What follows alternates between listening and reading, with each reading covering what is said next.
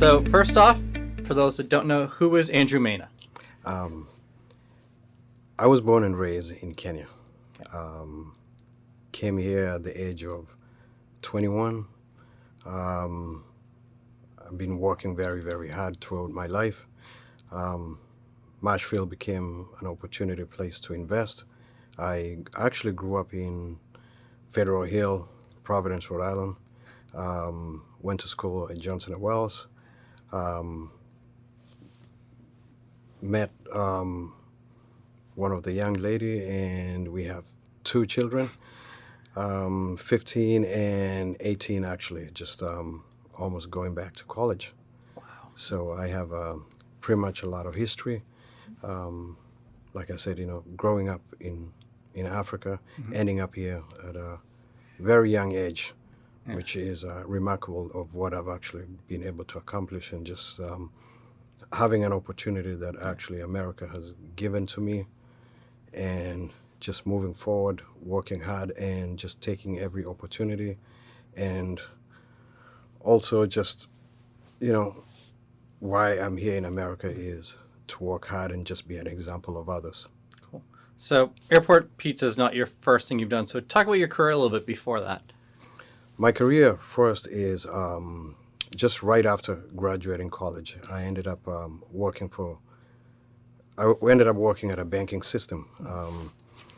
I worked for Citizen Bank. That was back in the day.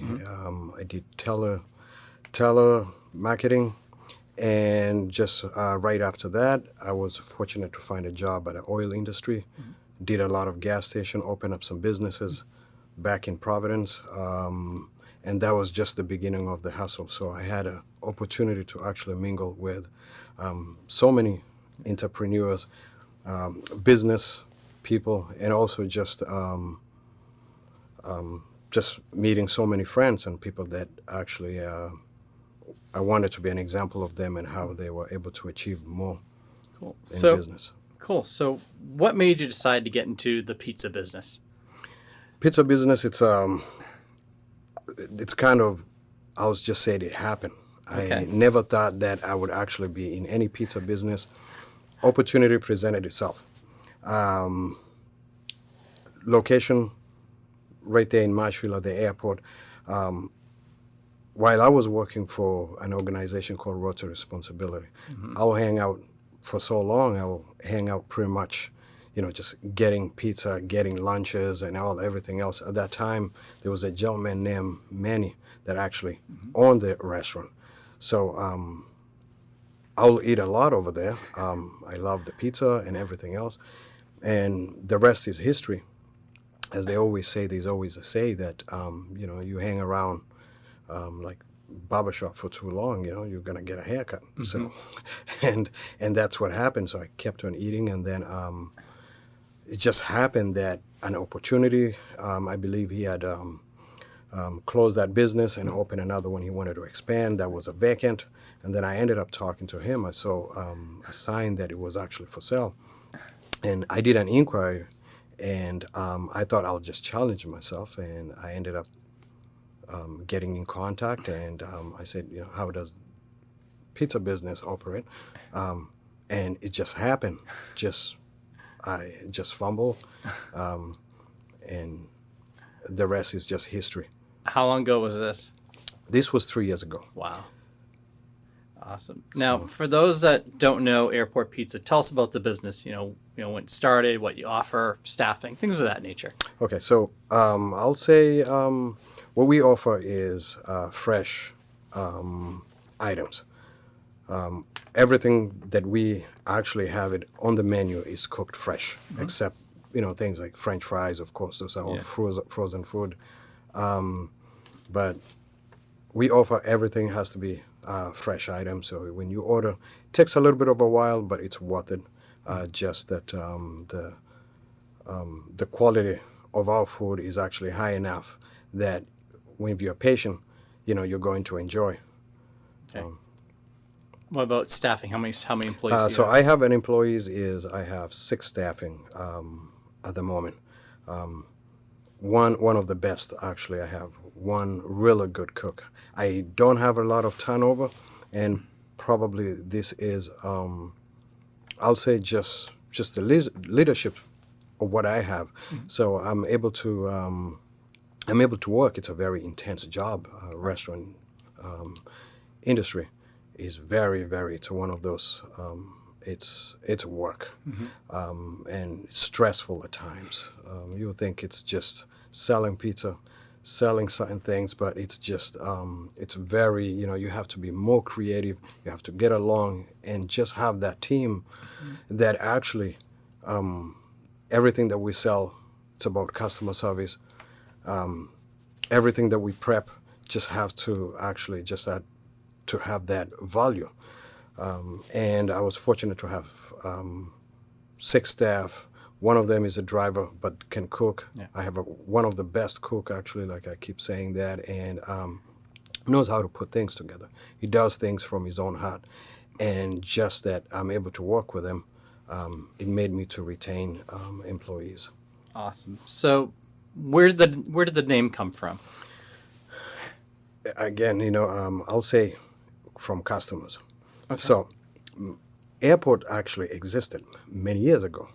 I didn't know about this. I just, I remember when it was Santoros, then I believe the name changed into Manny. Yep. And I kind of, when I got the restaurant, I was just running it. I think we had it as Manny's Pizzeria. Although Manny had his own restaurant actually down the street, most of the customers just knew that was Manny.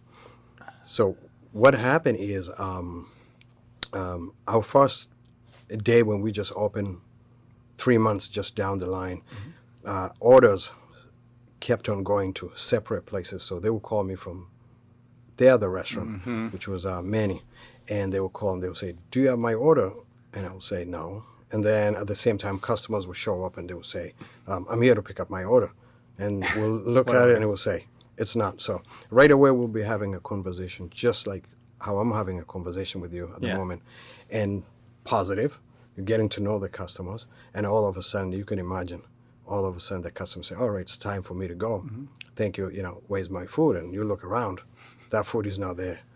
It's at Manny's. Customers, it was several customers. So one of the customers approached me and he said, "Andrew, I really like your food. I like you guys, how you guys do. How about you are at the airport? The location is at the airport. Why don't you just put this name at the airport? Customers comes over. If they have any concern, they saw the sign. You're at the airport and you order from airport." It's just right away I thought about it, and it just kind of dulled in my mind, and I said, I have to change just for the better. So no matter how much I try to advertise and call it Manny's Pizzeria, it wasn't working. Once I changed as Airports, I didn't have a single complaint. Customers started really getting to know us. I was knowing the customers, and it just developed, and everything fell to what it's supposed to be. And customers actually started talking about the history of Airports Pizza. Back in the days, I guess there was a bowling alley. They had sandwiches. There's so much history. Wow. They love simple items, things like chicken salad, wraps, just taking to the beach. So it brought that just memories with the customers and myself, just being educated, just getting to know this Marshfield history and the places where we're conducting the business. And that was one of the greatest thing that happened. Yeah, Marshfield's full of history. And for those who don't know, you're located literally down the street from the airport. That's and you're correct. probably like maybe 5 minutes, if that, from like Wrexham Beach and a few other beaches. So there is that kind of area for sure. So is there a target market for you? The target market where we're just looking is I'm hoping to expand, but at the same time just catering to Marshfield resident. Part of it is why I say that is the majority of my customers are actually just next door. Marshfield High School, just right here. This is just a perfect location. So this is the bigger target. I believe, with the food industry, no matter how much I try to expand, I think it will be more chaotic because of Marshfield itself is smaller, but actually it's bigger now. I actually started since I started working in Marshfield, I noticed the trend of the age when I first, just working in Marshfield, there was just like younger, not younger generation, but older generation. But at the moment, you have younger kids. Marshfield High School is really expanding. Right. And at that moment, families are also expanding. So why not that I can just invest and just make sure that, just do the right thing, do the good quality of food, and just attract just the market, just Marshfield alone, and not to just kind of grow too big and then it just doesn't go well. Yeah. So I've never worked in the food industry, but there's some things that I was wondering about that maybe you can answer. So how do you figure out what to put on the menu? And again, because myself, restaurant industry was not my professionally, Yeah. but I get to actually learn if you, just hang around for a while and just get to just listen to the customers. Themselves, they are the one that they own the menu. So what I did, few years ago is that when we first opened, I had this gigantic menu. We had almost like a 4-screen TV. I had everything. I compiled these menus from several locations, different people, and I was just trying to just put it out there. You try to throw it out there so that everyone can grab. There's other people that they like salad. Other people like steak tip, and all that kind of food item. So I did it and then took a data in about 7 months. I compiled the data and I saw that what was, what Marshfield wanted, and I came up with that, just like that history of what they usually order, on a daily basis from families, from catering, from construction workers, and everyone else. And that's when, I find out that this is the top seller. This one, they don't really care about it. And this is what you can actually just cater. Right. And most people will just buy. That's great. Kind of like just pulling, like you have data to work from essentially. Right. So looking at that data, what's the biggest selling item? What's the most popular item? At the moment, I will say that I'm actually selling pretty much a lot of things. Let me speak on a particular about Marshfield. So Marshfield loves Greek salad.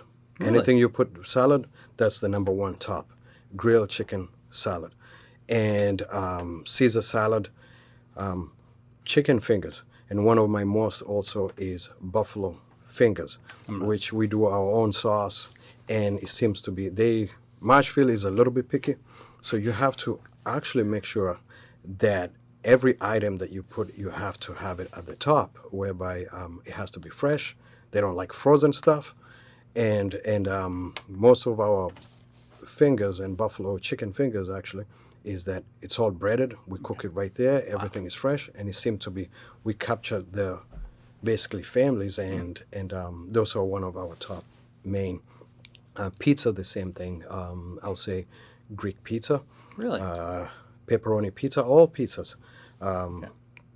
Most of everything that I have in our menu, but the top one I'll say salad is what Marshfield likes. They like wraps, and pretty much just a condenser of anything that is fresh.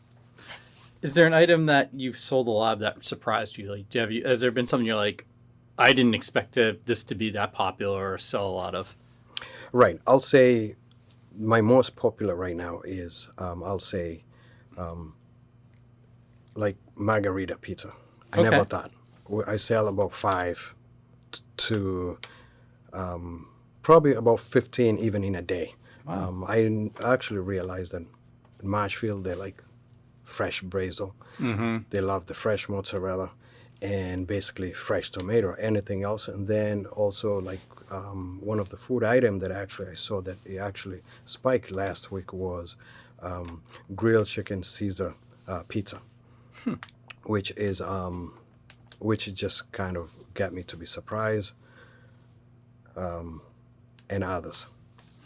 What about on the flip side? Is there some that you're like going into it, you're like, this is going to be super popular, then no one orders it. So initially, when I first opened, I wanted a model like I'm not sure if you have at Chipotle before. Yeah, yeah. So I wanted actually to just do just a quick. I wanted to separate myself from everyone else. Okay. That the business was different. And what we started doing is I wanted to do like burritos. I was actually offering so many items. And then I noticed that Marshfield didn't really care about most of like the Spanish food, like the burritos. I was offering burrito balls whereby when you come into the restaurant, you're able to say, which I still have it. I kind of retained that one, is that I wanted a customer just to say, hey, can you give me grilled chicken, black beans, peppers, onions, and just kind of just put it together almost just in a plate and have it. And that actually was not bad because, they bought. But I was a little bit surprised that when I put in the burritos, it wasn't. It was just like one or two, but also became like they loved it for those that loved the burritos. Yeah. They bought the burritos, but it was almost like lacking behind. But also I was surprised that, because it actually took time for me because when you're preparing the burritos and we wanted everything fresh, you wanted that, like the grilled chicken, everything to be fresh. You have to prep in the morning for beans and all that stuff. And it was kind of like once it's 5 o'clock and you have that rundown, it's very, very busy. It's harder to put it together, the burrito, versus you're trying to cater for the grilled chicken and salad, and it takes a little bit of time. So, so I'll say that was a little bit disappointing, but it's okay. Like I said, it's Marshfield menu, so I would have to go with what they're Cater buying. to them. Correct. Yeah. What's your personal favorite? What's your go-to? Myself, just like I was just telling you, being an immigrant myself and just coming in here at the younger age, myself right now, I think I'm more of Americanized. So I am more of that, like chicken fingers and fries. I'm more basic, and I just love just simple stuff. I'm more of fast food. You put French fries or, cheeseburger. So I'll say that that's most of my to-go. But getting introduced to certain food items, and I think just being in Marshfield, you work at a restaurant for so long, you don't crave that. You have somebody else that coming in saying, the food is really great, and that's what you're serving, but for you, you're kind of used to that smell for so long. Yeah, I can imagine. So you use a lot of locally sourced stuff. Why is it so important to you to do that? It's important because you're also supporting the local. Most of my items, groceries and other things, I get them from Haymarket. Most of our ingredients, like for example, the pizza, I use fresh basil and also fresh tomatoes and some other items that we put it together so that it tastes much better. I'll say it's very important because we're getting locally, but at the same time we're supporting local businesses and trying to work together.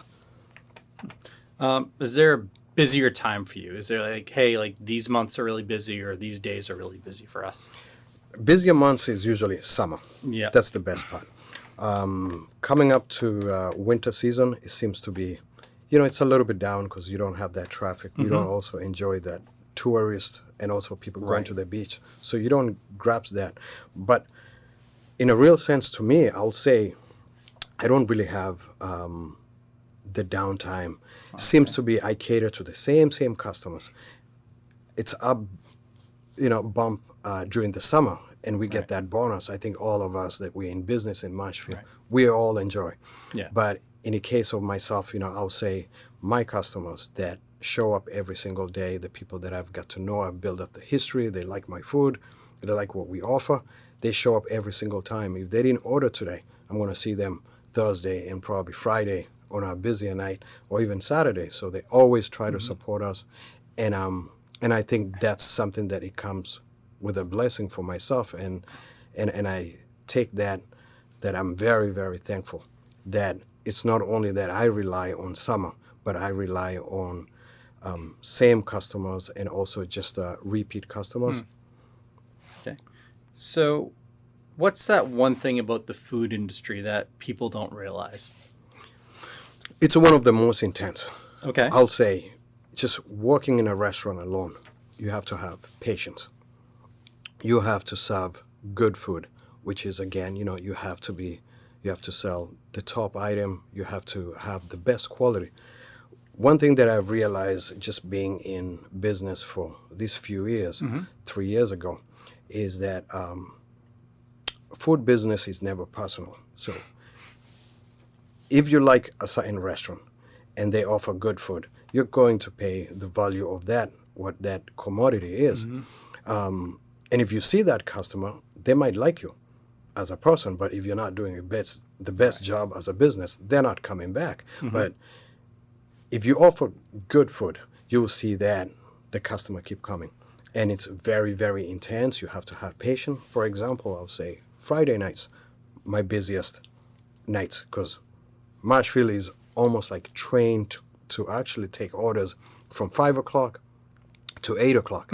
And it seems to be no matter how much, they know you're busy, they're all calling at the same time. That sounds, I believe that for sure. And ending at the same time. So when that pressure comes over, that when you take orders and you try to tell the customer 15 minutes, 20 minutes, 30 minutes, and you realize those phone calls, about 20, 30 phone calls comes over at the same time, then they show up right away, all of them at the same time, lining up, and now you got that pressure. Now the person picking up the phone, you panic. The cook over there, because you have customers say, hey, I order this. So you have to almost like entertain them, but at the same time, it's just too much because food is never personal. You want to do the best as you could. You want to, you can make a mistake, but you don't want to keep making a mistake. You want, customers to be happy, and you don't want to be known as that location that when you put in an order, something is going to go wrong, however, how much the food is great. So it's a very, very tough industry. There's a lot of back end that goes that goes behind it. That back end that people don't realize that just the staffing alone, that whether the business is busy or not, you have to pay. You have pizza machine, electric, everything is running at the same time, whether the customer comes in or not. You still have to pay those utilities, water.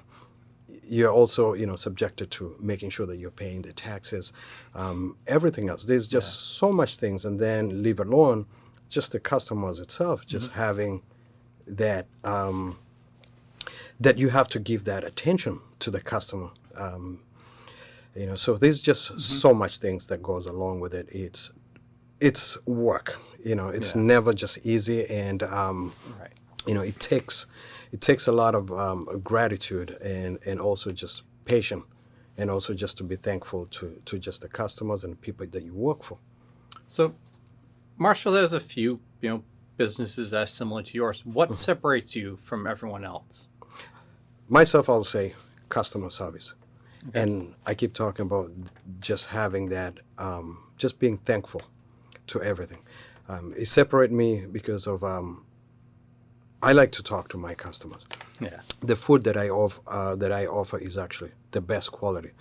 When I place in an order through a couple of our vendors, I do not ask my vendors that I want the cheapest item. I say, give me the best. Because Marshfield is buying the best. If you're going to give me a steak tips, if I'm ordering, I'm going to order the best steak tips. If I was ordering dressing, let me say Caesar dressing, I'm going to order the creamy Caesar cans, which is the best. And that's my top. So I am not sure what other people do, but I can speak for myself, is that our quality is the best, because that's what I offer. My customers will speak for itself, for the business itself, and I never try to compromise the quality of our food. So what does the next 6 to 12 months look like business-wise? I'm just hoping that everything just hopefully remains the same. Okay. The food industry is actually very challenging. You wake up not knowing certain prices. Things that you bought it yesterday is actually different from what will be offered tomorrow. Things like even salad, I was just surprised that just the iceberg just a few weeks ago, you're buying one iceberg lettuce for $4. So how much can you actually sell it to the customer? Right. And again, it comes back to that quality, and you don't want to, you know, it's tough already just to adjusting that menu itself, whereby you have to keep changing the prices. So I'm hoping that things will get better.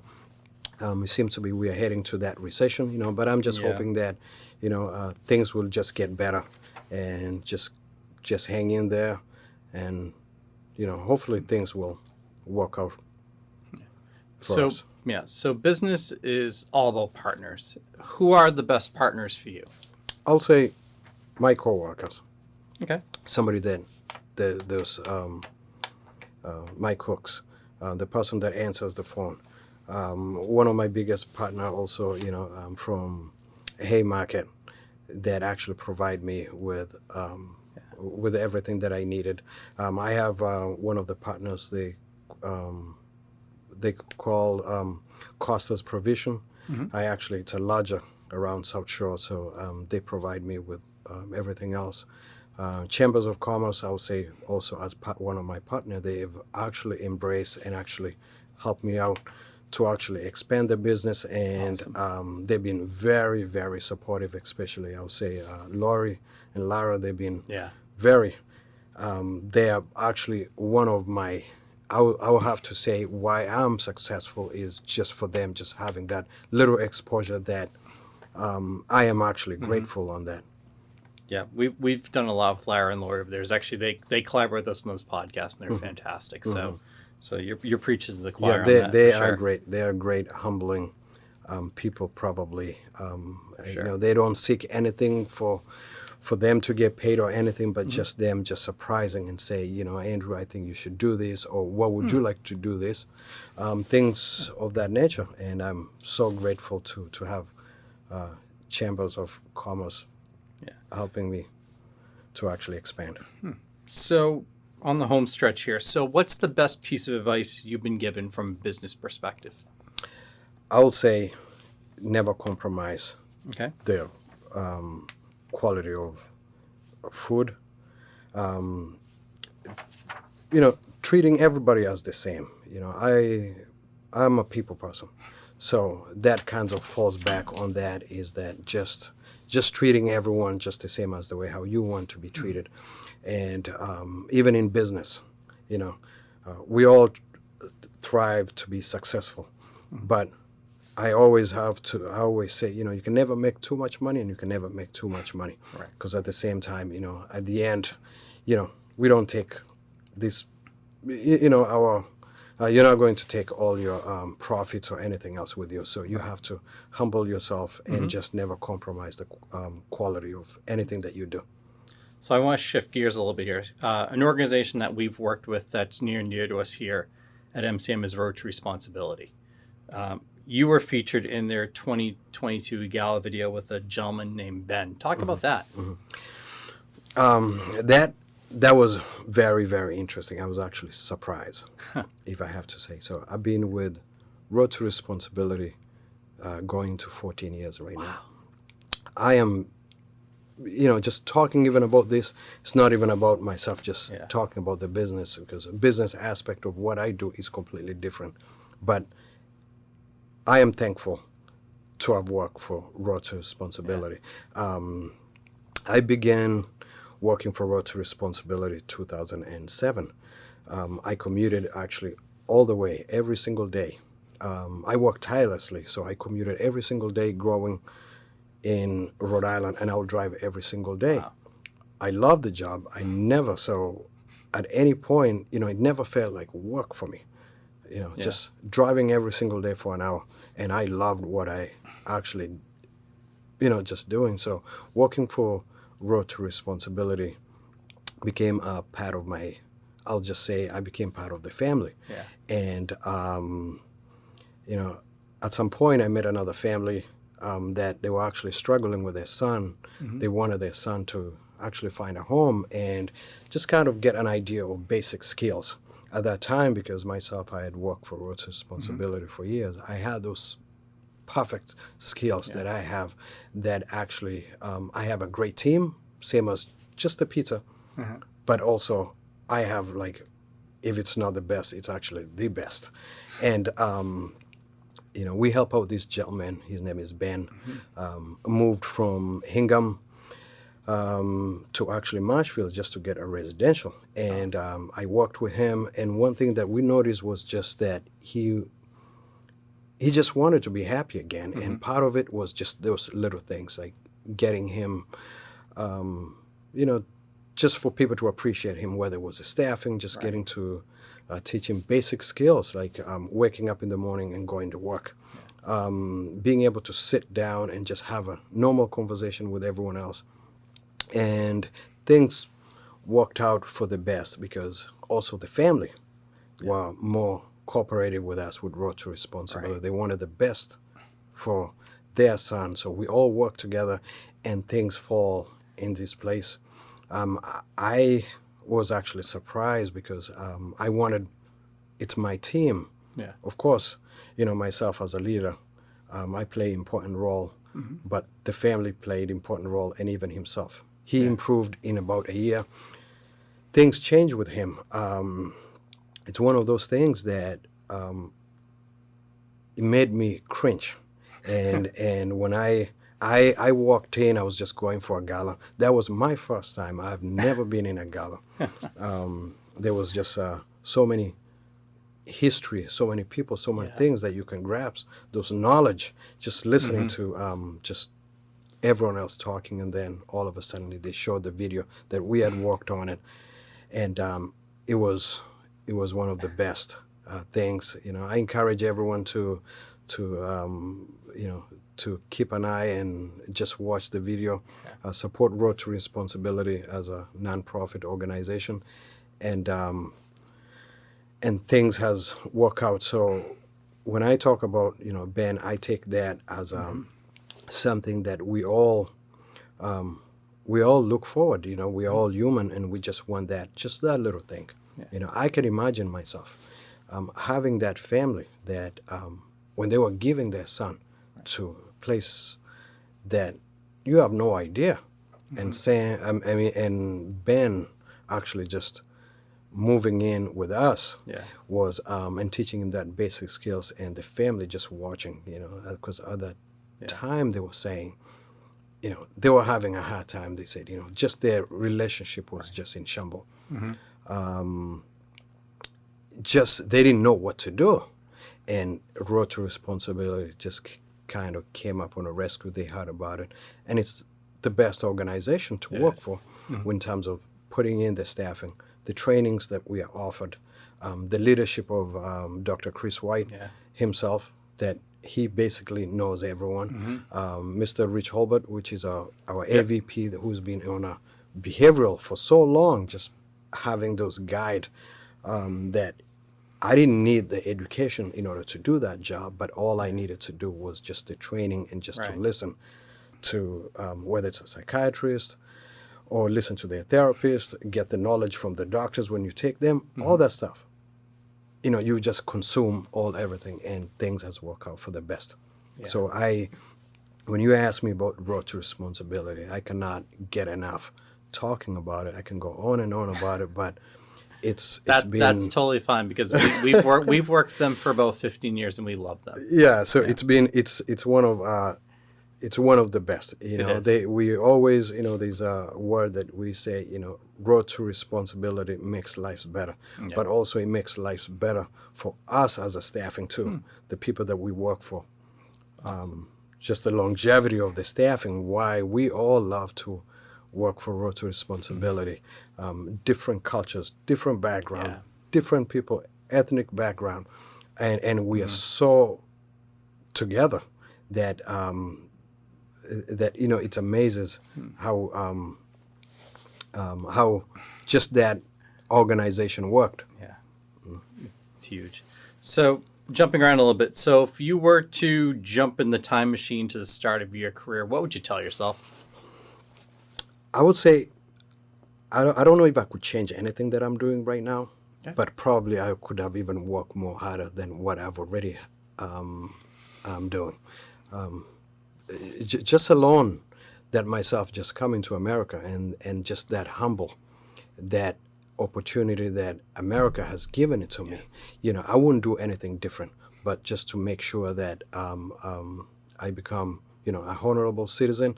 Just make sure to help others, treat other people the same way how they treated me, embrace those. The culture of American system whereby if you work hard enough, you know, you're going to be okay.